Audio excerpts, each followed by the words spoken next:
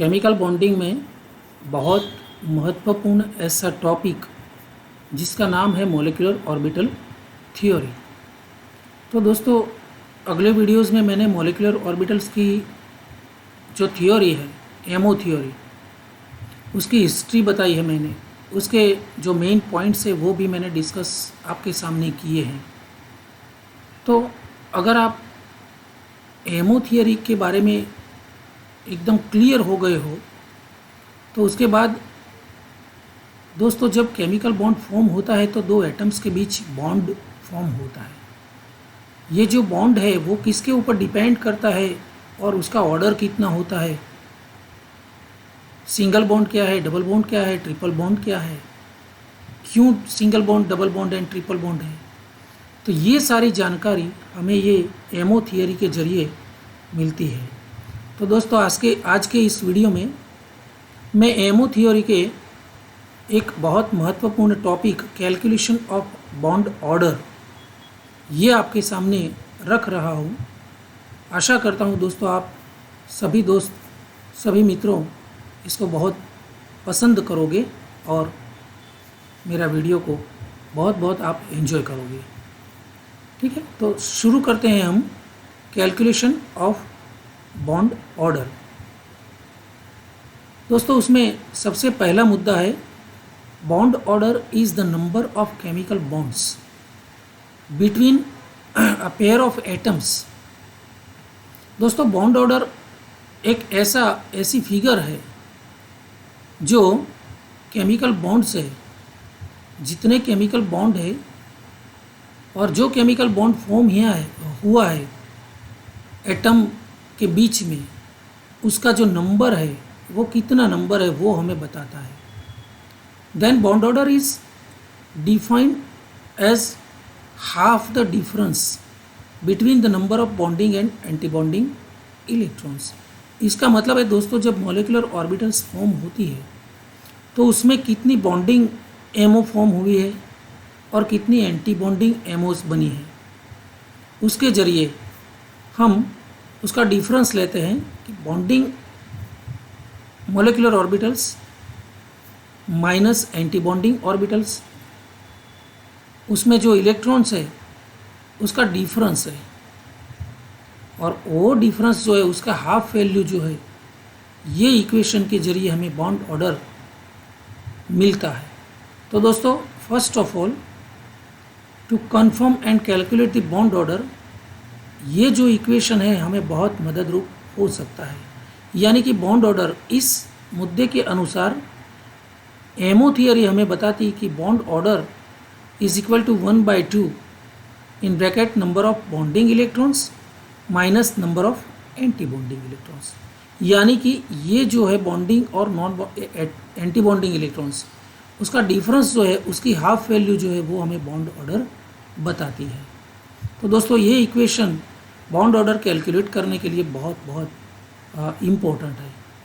Stable bonds have positive bond order, यानी कि जो बॉन्ड बनेगा एटम्स के बीच में, जो केमिकल बॉन्ड फॉर्म होगा, ये bond stable bonds have positive bond order. अगर ये इसका कैलकुलेशन पॉजिटिव मिलता है, पॉजिटिव वैल्यू मिलती है, इसका मतलब ये होता है कि जो बॉन्ड है वो बहुत स्टेबल है।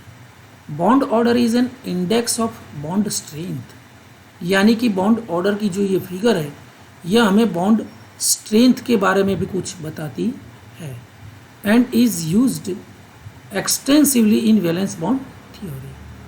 तो ये बात वैलेंस बॉन्ड थियोरी में भी हमें काम आ सकती है। दोस्तों, उसके बाद अगला मुद्दा है bond order is the number of chemical bonds between a pair of atoms. ठीक है, यानी कि जो एटम्स है उसके बीच में जो भी लाइन की संख्या है ये हमें बॉन्ड ऑर्डर बताती है। For example, diatomic nitrogen molecule, ये N2 का मॉलिक्यूल है, डायटोमिक होमोजीनियस मॉलिक्यूल है। ये समकेंद्रीय द्विआण्वीय अणु जिसको हम बोलते हैं गुजराती में। तो N ट्रिपल बॉन्ड N है, यानी कि दो नाइट्रोजन के बीच में ये 3 लाइनें हैं। इससे हम क्या कंफर्म कर सकते हैं? तो इससे हमें जानकारी एमओ के जरिए मिलती है कि N2 का बॉन्ड ऑर्डर 3 है। For example the bond order is 3। While in acetylene, ये एसिटिलीन का मॉलिक्यूल है, उसमें भी ट्रिपल बॉन्ड है दोस्तों। तो the bond order between the 2 carbon atoms is 3 and CH bond order is 1। यहाँ पर एक लाइन है तो इसका मतलब ये बॉन्ड ऑर्डर 1 है। दोस्तों bond order indicates the stability of a bond, यानी कि जो बॉन्ड फॉर्म हुआ है उसकी स्टेबिलिटी हमें इंडिकेट करती है, बताती है। In more advance context bond order does not need to be an integer.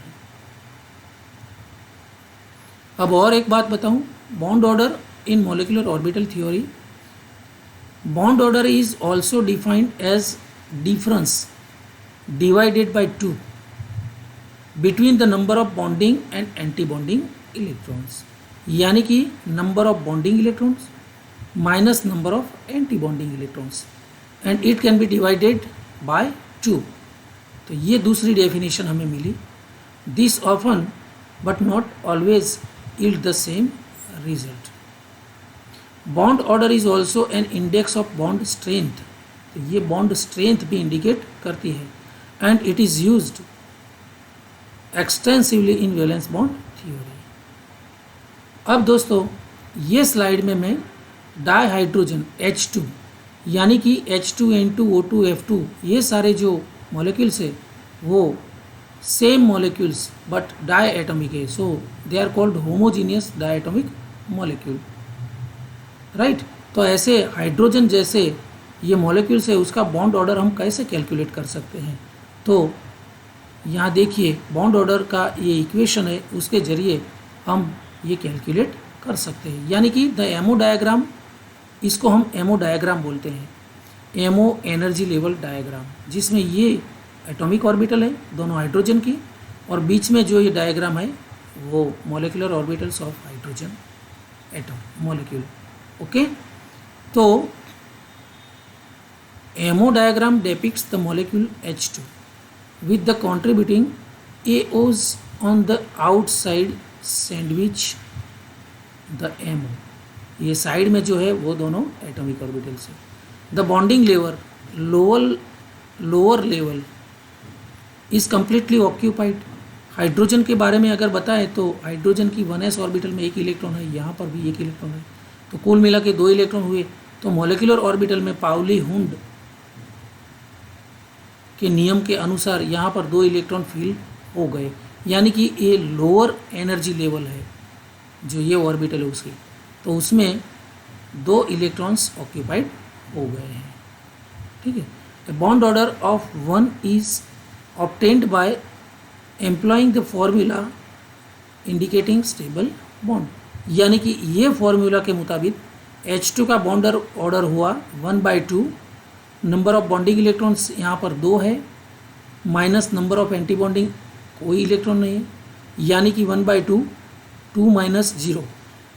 ठीक है, तो इस हिसाब से हमें बॉन्ड ऑर्डर मिलता है 1। इसका मतलब हुआ कि H2 मॉलिक्यूल में H सिंगल लाइन H ऐसा हमें लिखना चाहिए। तो ये हुआ होमोजीनियस डायटोमिक हाइड्रोजन का MO energy level diagram and bond order का कैलकुलेशन। ये दूसरा एग्जांपल मैं आपके सामने रख रहा हूँ दोस्तों, डायटोमिक होमोजीनियस मॉलिक्यूल O2। तो ये फर्स्ट ऑक्सीजन की एटॉमिक ऑर्बिटल्स और उसमें इलेक्ट्रॉन्स, यानी कि आप सब जानते हैं कि oxygen 1s2 2s2 and 2p4 इसी हिसाब से इसकी इलेक्ट्रॉनिक कॉन्फ़िगरेशन होती है। ये दूसरा ऑक्सीजन का एटम, इसमें भी वैलेंस शेल में 6 इलेक्ट्रॉन इसी तरह से है। अब ये हुआ MO energy level diagram of O2। तो ये O2 में कुल मिला के यहाँ पर 8 ऑक्सीजन फर्स्ट के, 8 ऑक्सीजन दूसरे के, कुल 16 इलेक्ट्रॉन। हमने यहाँ पर 1s और उसकी एमओज नहीं बताई है क्योंकि वो इनर ऑर्बिट में है, तो यहाँ बॉन्ड ऑर्डर कैलकुलेशन में उसका कोई कंट्रीब्यूशन नहीं लिखे तो भी चलता है, आंसर हमें सही मिलता है। तो दोस्तों हमने सिर्फ वैलेंस शेल की एमओ बताई है यहाँ पर, तो 2s में 2 इलेक्ट्रॉन, दूसरे ऑक्सीजन के 2 इलेक्ट्रॉन, 2p में 4 इलेक्ट्रॉन पहले ऑक्सीजन के, ये दूसरे ऑक्सीजन के, तो कुल मिला के 16 electron. 1s bonding 1s anti bonding में 4 इलेक्ट्रॉन गए, तो 16 में से 4 गए। फिर वैलेंस शेल आया, तो उसमें ये 2 और 2 4, तो 1 2, तो 2 इलेक्ट्रॉन यहाँ पर, 1 2, फिर 2 इलेक्ट्रॉन यहाँ पर, ठीक है। तो ये 4 ऑक्सीजन 1s में, और फिर 2s में 5वां 6ठा 7 8 9 10 11 12 13 14 और 15 और 16, तो कुल मिला के दोनों ऑक्सीजन के 16 इलेक्ट्रॉन यहाँ पर हमने एमओज में ऑक्यूपाई कर दिए हैं। अब दोस्तों बॉन्ड ऑर्डर की कैलकुलेशन में हमें सिर्फ वैलेंस शेल की एमओ लेनी है। तो ये 2s और 2p ये वैलेंस शेल है, तो उसको हम बॉन्ड ऑर्डर में कैसे कैलकुलेशन कर सकते हैं। तो उसका जो फॉर्मूला है, ये bond order is equal to 1/2 in bracket number of bonding electron minus number of anti bonding electron. तो दोस्तों यहाँ पर देखिए बॉन्डिंग इलेक्ट्रॉन 2 2 4 और 2 6 और 8, तो कुल 8 electrons are bonding, minus anti bonding electron 1 2 और 2 यहाँ पर, कुल 4 एंटी बॉन्डिंग इलेक्ट्रॉन है। तो उसको हम अगर फॉर्मूला से डिवाइड करें 2 से, तो हमें बॉन्ड ऑर्डर मिलता है 2.0, यानी कि O2 मॉलिक्यूल में दोनों ऑक्सीजन एटम के बीच में डबल बॉन्ड है। बॉन्ड ऑर्डर 2 बताता है कि 2 ऑक्सीजन एटम्स के बीच में हमें 2 लाइन यहाँ पर रखनी पड़ेगी, क्योंकि बॉन्ड ऑर्डर 2 है। यानी कि O2 मॉलिक्यूल में O डबल बॉन्ड O है। तो इसी तरह से we can calculate the bond order of O2। तो दोस्तों ये दोनों एग्जाम्पल मैंने होमोजीनियस डायटॉमिक मॉलिक्यूल के आपको बताए। अब एक एग्जाम्पल मैं बताने वाला हूँ आपको हिट्रोजीनियस डायटॉमिक मॉलिक्यूल। हिट्रोजीनियस यानी कि दोनों जो मॉलिक्यूल है उसमें दोनों एटम अलग अलग एलिमेंट्स के हैं। ये कार्बन मोनोऑक्साइड का एमओ एनर्जी लेवल डायग्राम है। These are the atomic orbitals and electrons of carbon, and ये जो है ये एटॉमिक ऑर्बिटल्स ऑफ ऑक्सीजन है। हम जानते हैं कि कार्बन के पास 6 कुल इलेक्ट्रॉन 6 है, और वैलेंस शेल में 2s2 एंड 2p2 यानी कि 4 इलेक्ट्रॉन है। ऑक्सीजन के वैलेंस शेल में 2s2 एंड 2p4 यानी कि 6 इलेक्ट्रॉन है, 8 इलेक्ट्रॉन है। तो कुल मिला के 6 और 8 14 इलेक्ट्रॉन हुए। तो एमओ में 1s वाली जो मॉलिक्यूलर ऑर्बिटल्स होगी उसमें 2 2 4, फिर 2 यहाँ पर, 2 यहाँ पर, यानी कि 4 और 4 8 हो गई, ठीक है। तो 8 फिर आगे जाते हैं, यहाँ पर एक 9 10, फिर 11 12 13 और 14, ठीक है। अगर इलेक्ट्रॉन ज़्यादा हो गए तो ये कंप्लीट हो जाने के बाद इलेक्ट्रॉन यहाँ पर आता है, ठीक है। तो ये 8 और 6 कुल 14 इलेक्ट्रॉन इसी तरह से मॉलिक्यूलर ऑर्बिटल में हम ऑक्यूपाई कर सकते हैं। लेकिन यहाँ पर सिर्फ वैलेंस शेल बताया है, तो बॉन्ड ऑर्डर का कैलकुलेशन हम कैसे करें। तो देखिए दोस्तों, bond order is equal to number of bonding electrons minus number of anti bonding electrons divided by 2। So number of bonding electrons is 2 4 फिर 6 और 2 8, तो ये 8 minus number of anti bonding, यहाँ पर नहीं है, सिर्फ 2 ही एंटी बॉन्डिंग इलेक्ट्रॉन है, तो 8 माइनस 2 डिवाइडेड बाय 2 यानी कि 6 माइनस 2 डिवाइडेड बाय 2, यानी कि बॉन्ड ऑर्डर की फिगर हमें 3 मिलती है। इसका मतलब ये हुआ कि कार्बन मोनोऑक्साइड में कार्बन और ऑक्सीजन के बॉन्ड बीच में ट्रिपल बॉन्ड होना चाहिए। So carbon monoxide is written as C∼O। तो दोस्तों इसी हिसाब से बॉन्ड ऑर्डर की ये सारी कैलकुलेशंस एमओ थियरी में यानी कि मॉलिक्यूलर ऑर्बिटल थियरी में मैंने जो आपको बहुत सिंप्लीफाई करके बताने का प्रयास किया है। दोस्तों, अगर ये वीडियो अच्छा लगा हो तो आप इस वीडियो को ज़रूर लाइक कीजिए, अपने बहुत सारे ग्रुप्स में शेयर भी कीजिए, और अभी तक मेरी चैनल आपने सब्सक्राइब नहीं की है तो बहुत जल्द सब्सक्राइब करें ताकि अगले वीडियोस आपको बहुत जल्द मिल सके। Wait for the next videos. तब तक के लिए थैंक यू और धन्यवाद।